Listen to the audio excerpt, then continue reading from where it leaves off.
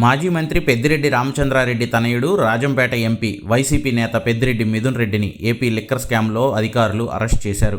Vijayawada SIT కార్యాలయంలో దాదాపు 7 గంటల పాటు మిథున్ రెడ్డిని విచారించిన అధికారులు ఆయన అరెస్టును ప్రకటించారు.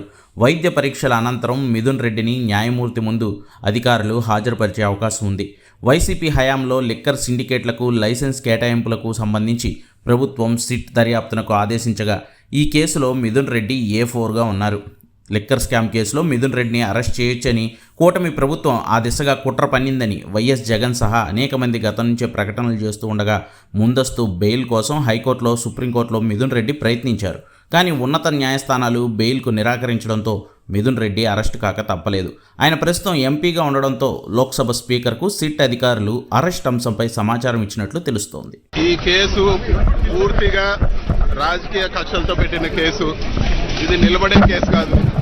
ఇప్పుడు ప్రస్తుతానికి అరెస్ట్ చేసి ఏదో అరెస్టు చేసి వాళ్ళు ఆనందం పొందొచ్చు, కానీ ఇది నిలబడే కేసు కాదు.